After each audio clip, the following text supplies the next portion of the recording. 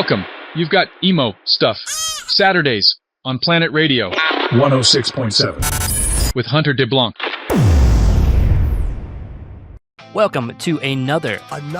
SADurdays. I am Hunter deBlanc, playing all your favorite emo, pop punk, all that Warped Tour era music from the early 2000s. And with me this week is Scott Sellers of the band RUFIO. I am so fucking stoked to have you on the show, brother. How are you? Good, man. How you doing? I'm great, dude. This is a big one for me, man. And this is a big one for a lot of people, too. Like, RUFIO, first of all, I hate the word underrated. It is so loosely thrown around. Even bands that had, like, commercial success, people are like, oh, underrated. But, like, truly underrated gem that shaped a lot of our early listening days to this genre, dude. To the fast skate punk sound. So, welcome, dude. Thanks, welcome. dude. Thank you. Thank you for being here, man. Thank you for having me, dude. Anytime I've posted stuff about RUFIO over the last 3 years of this show, there has been a dedicated, heartfelt response from people that is just like, dude, we would love to see this band back in action. And judging by the post on the social media pages, I assume that's what's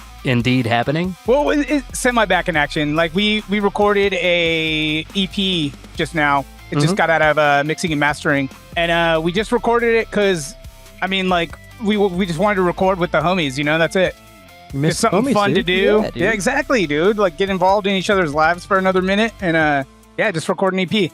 That's about it. There's no, like, actual comeback or, like, that kind of shit. That's still more activity than, has for the last... What we've had in the last 20 years or so. Yeah, man. Yeah, so we got a re-recording of Dipshit. As well. It sounds awesome. Coming out tomorrow, or not? Tomorrow. Tomorrow, I think. Well, that was mixed by Jason Livermore. We just redid that for fun, and we're just kind of having fun with recording shit right now. Well, man, it is a blessing to have you guys back. Thank you, dude. I am so stoked. But for our listeners who may not be familiar, can you tell us about RUFIO, how you guys got started, and where the band name came from? If I assume it is from the movie Hook. It's from the movie Hook. Well, we met in high school. Me and John. Clark lived next door to me. Mike lived down the street. Yeah, we just kind of got together in high school, started jamming to Christian punk, like Slick Shoes and Value Pack and shit, MXPX. Yeah, just kind of went from there. Like, we just started writing demos and trying people to sing and trying out guitarists and all this shit. And then just was like, why don't we just get Clark, dude? So we got Clark, and that was it. Went from there. But with the name, one of my friends, Muhammad, down the street, he was going to name his hardcore band RUFIO. One day I went to his house and I was like, yo, Mo, we're gonna take your name. We'll be commandeering this name. So exactly. I was like, yo, dude, we're gonna take your name, and he was like, all right. So that's basically what it came from, because it sounded cool.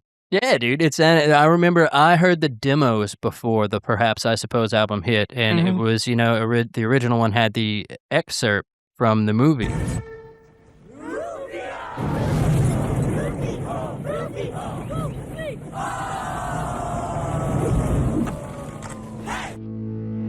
Yeah, the little intro part. I'm assuming you've seen the clip with the actor now talking about the band, right? Yeah, I'm sure everyone I did see that. Sent you that. That is so cool. You know, over the years, that dude has popped up in random feeds, of him mentioning the band and stuff, and I don't know, it's pretty cool. I think it's pretty cool. I mean, but I thought that was a full circle that we just know of each other. Yeah. And now the next step is to have a RUFIO show and him come out and do the intro for it. Or he could play the whole show, because I don't want to play any. Really? So there's no show? Are there shows lined up? Yeah. Nah. They're literally right now we're just recording shit. I don't want to play live at all. I'm over it, and plus I got over it, but also I got crazy anxiety now, over the years, and I had anxiety before we started playing shows back in the day. Alcohol helped with that, and now I'm not drinking as much, and so I don't know. I just have no want to play shows. The other guys don't want to play shows. We just don't want to do it. It just sounds like a hassle, to be honest. It is a hassle. It's what I do for a living. It is a hassle. Every day of my life, it is a hassle. I wish I did something else. Exactly. Out of the comfort zone, yeah. Well, speaking of comfort zone, I don't mean to skip ahead on the series of interview questions that I had, but during the time of Comfort from Home, that album came out in 2005. During that time period, bands like Fall Out Boy and Panic were kind of changing the dynamic of what labels wanted. Yeah. And you guys, Rufio's always stuck to that same sound. It's just like, this is what we do. We play fast punk rock. Like, Yeah. And was there ever pressure from the labels who were like, hey, we need you to put this kind of song on the next album or anything like that? Was there ever that kind of pressure? There was like talks of it, like mild talks of it, but we kind of made it a point that we wanted to write whatever the fuck we wanted to write. Yeah, so we shut just it down. Yeah. So it's like we just didn't go that route. Like, sure, we could have had a more successful career or a career in general with it, but we just wanted to write and play what we wanted to write and play, so we did. Well, man, it seemed like at some point Rufio did have a great career. I remember seeing the video for White Lights on MTV2, and it felt like watching the fucking home team get a win. It was like, hell yeah. Like, that's how it was when I was watching it at home, too. I was like, oh my God, this is crazy. Yeah, dude, But I think there's still an MTV2 rip of it that's just circulating on YouTube right now. I still have the OG master DVD Hell yeah. of it, dude. And like I played it like probably like last year or something. Like I popped it in a player, and like the quality is so bad now. Like comparing it to like phone video and shit. Seriously, Like yeah. comparing it is, dude, it's so bad. I swear it was like 100p or some shit. Yeah, 100p, exactly. Yeah. Well, damn, I was So going to bad. say, if the DVD's any better than the one that's up on YouTube, I'm sure people would love to see it, but It's I mean, not. Damn it. Well, speaking of that style, man, who were your musical influences when you first started Rufio and you guys found that sound? For me, it was like Slick Shoes and Lagwagon, No Use for Name. Basically all the fat bands at the time. Bad Records. Propagandy, now that I've heard their real name. Yeah. Weird when you hear when you see a band name when I your hear- entire life and you finally hear it. And then you hear them say it. And you're like, oh, man, I've been saying that wrong. Like, oh Yeah. shit. I'm still going to say Propagandy, though. Feels weird. Yeah, dude, do you? But yeah, just a lot of the fat record stuff, and also like Jimmy Eat World and like the emo shit at the time. I was into like Mineral and Yeah. I don't know, a bunch of the like sobby emo shit. It was just fun to play fast stuff, honestly. Yeah. Well, you've been releasing tons of your original music, just your solo stuff for the past few years. That I mean, if people enjoy Rufio, they're going to enjoy this just as much, you know? Yeah, I mean that's kind of like for Comfort of Home, we kind of we changed styles a bit. We got like more creative and like Yeah. It was more intricate, I would say. yeah, I would say so. For the solo shit is like the kind of the direction that if it was me writing all the songs solo, like just for the band, even like it would have probably gone the direction of my solo shit. So that's kind of like after the first record, even writing a bunch of that. Well, I can't wait to hear more of it, man. I've enjoyed it, you know, Thanks, man. all of it, you know. So, and I'm excited to hear the EP. When does the EP drop? The EP comes out August 7th. Yeah, 5 songs mixed by Sam Guayana. I don't quite know how to say his last name, but it sounds another one of those like so good. propagandy. Yeah. Yeah, exactly. But it sounds so good and like modern. We haven't had a modern mix, I think, you know, ever really. I mean, the Comfort of Home sounded good, but like the music wasn't. I mean, the music was weird. Yeah, I enjoyed the weirdness of it, though. There's Good. some songs Thank on there I like the direction of it. So it's so strange to hear you say that, you know, you've been anxious on stage, because one of my core memories is watching you guys play Above Me on the Warped 2003 DVD. Yeah, And it's just like massive crowd surfing, people diving over each other, just like an environment that doesn't really exist anymore in live music, you know? No phones in sight, whatever. And it's just like, y'all are owning it up there. And it's wild to hear that, you know, the whole time up there, you had this anxiety going on. yeah, forever. And that's the thing. Like in that video, like I had anxiety. Like the entire time I was on stage, almost every tour, unless I was shit faced, was I had anxiety. And alcohol helped with that. Like Well, it just did. Trust me, I understand. So I worked on cruise ships for years and years as the piano bar entertainer, and I don't think I went a dry night unless I was like on antibiotics and I was sick, and the doctor was like, "Don't you dare drink tonight," and then like they would have to come make sure I wasn't drinking, and then that led on to somehow I got a sponsorship from Jameson Irish whiskey. Nice. It was great, but it didn't That must help. have been great for your Liver. health. Yeah. So, and now every time someone sees me, they just instinctively bring me a Jameson. So I'm just like, I can't escape it. But I have, I do understand completely where that the liquid confidence comes of the utmost importance at some point. Exactly. And the thing is now too, like I rarely drink. I'll have 2 beers every like 2 or 3 months and I'll feel just shit canned after 2 beers. Oh my God, the next day's awful. Now, hangovers. Yeah, are exactly. just- 2 beers equals hangover now. Yeah, But- our body recognizes it's like, hey, this is poison. Yep, exactly. and you're not, you're not young enough to recover as you were. So it's just like, Exactly. man. So that was such a Warped memory, and Warped's back. I'll be at Warped this weekend covering it. Do you have a favorite Warped tour memory, or was it all just hot parking lots and getting shit-faced? It was all hot parking lots and barbecues and getting shit faced for sure. Like definitely. I mean, like thinking back on it, it was awesome. But like like what pops in my mind is just walking in the heat, in the 100-something degree heat, like just walking from there to here and here to there, pushing gear and shit. It's just like, God damn, that sounds so bad. Yeah, and that's Like if I were to get the offer to do that now, like that would be an easy hell no. But like that's not how it is anymore, really. Like I even did some music festivals where like I prepared to do that because that's when I'm back at home. It's like, but you're playing at bars and shit. You kind of just get used to hauling shit around. So I showed up fully prepared to do that, and they were like, "Where are you going with this?" They were like, "We have golf carts and like helpers Yeah, for that's this." sick. And I was like, "Well, that's what it should be for acts too." So now That's what it should have always been. yeah, but I mean, I don't think Kevin Lyman had the funds back in the day when they were taking canned soup for entry tickets, Yeah. Now, though, with the $400 price tag for like a weekend, for like next weekend, it's like, It's insane. Is that real? no, I don't think it's that much. I think that's if you wanted like both days and you wanted like, I really don't know. It's still insane. Over the $200 mark is insane to me. I hope it's not. I could. I'll check. I really don't want to throw Kevin under the bus. He was on the show the other week, and he's a super sweet guy. I actually never met him. Really? Never met him. Yeah, Really, that's wild. never met him. how that We works did out. three Warped tours, and I never met him a single time. That's fucking crazy. I know. It is You'd think crazy. You could pop by and be like, "Hey, thanks for playing our festival again." And the thing is too, like I should have done that. Like, dude, thanks for having us on or something, But, Yeah, I didn't. Like I just didn't. I don't I've been around people that I regret not. Like I had Kevin on the show. I didn't mention to him once that I played music. I was like, that should have been my like shoot my shot right there. But I was just like, no, he's on here for something else. I'm gonna stick. Yeah.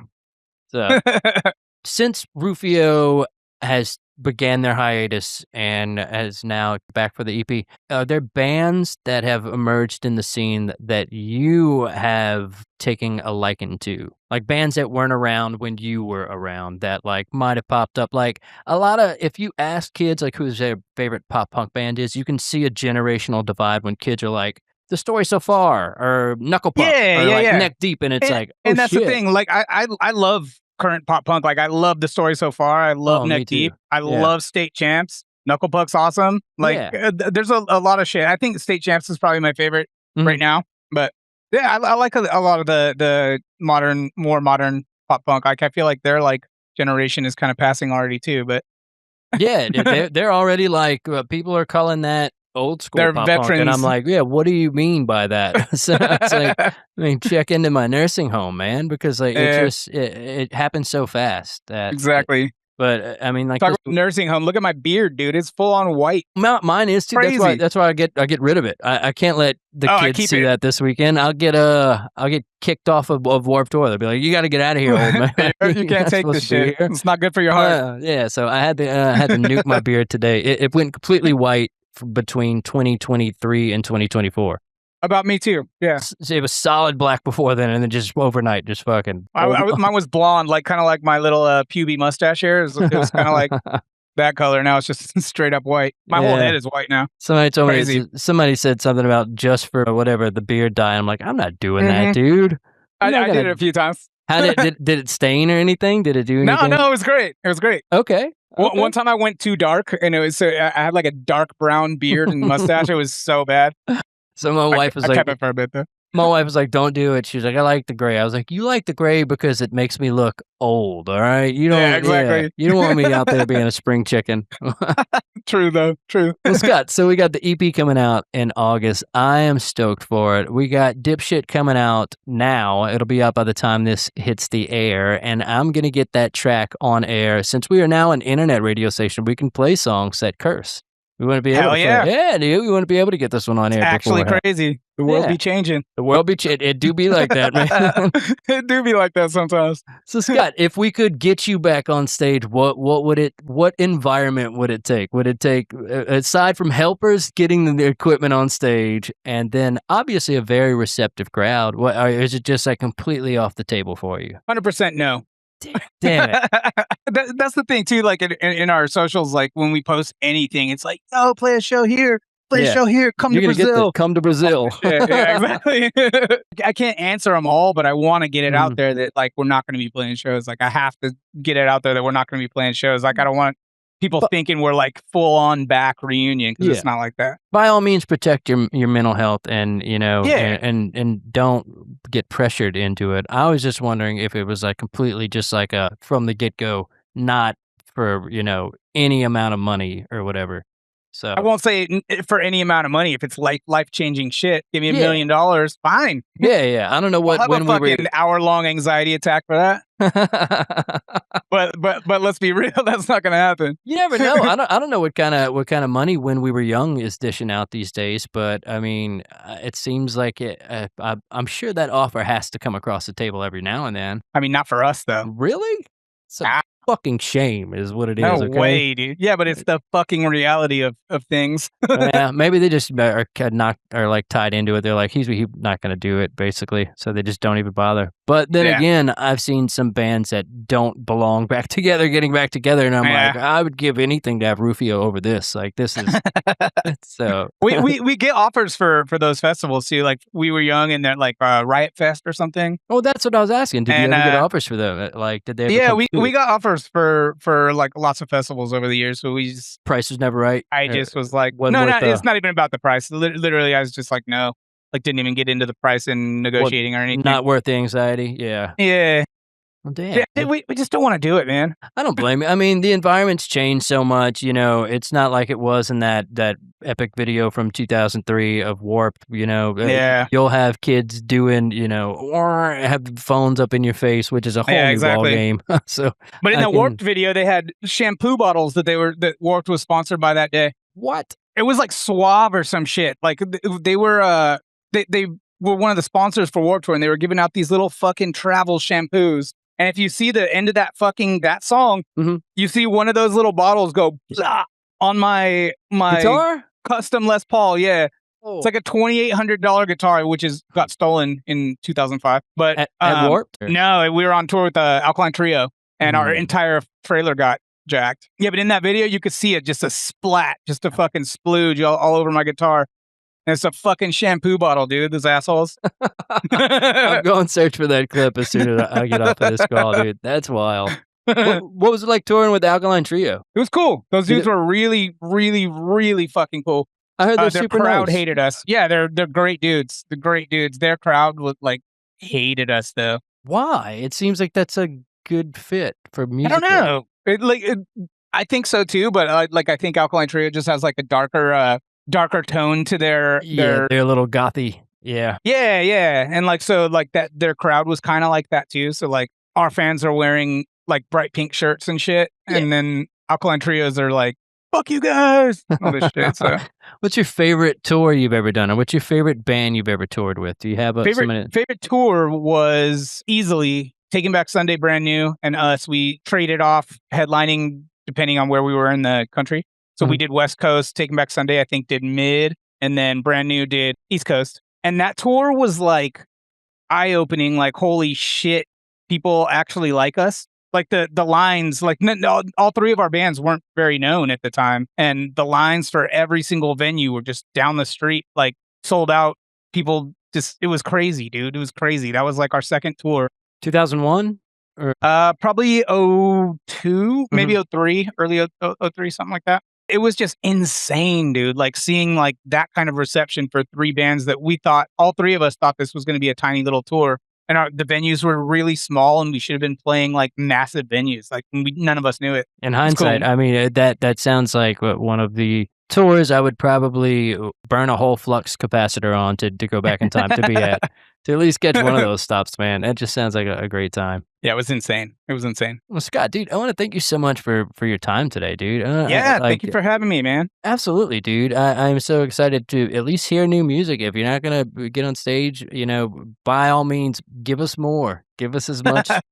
We'll think about it. We'll think about it. Yeah. We got the EP coming. Who knows what happens in the future? Yeah, man. Maybe we'll get bored again. Fingers crossed. Well, thank you for having me on, man. Well, Scott, thank you so much. And guys, if you're listening on the radio world, this is the re-recording of Dipshit by Rufio. The original is off of their 2001 album, Perhaps I Suppose.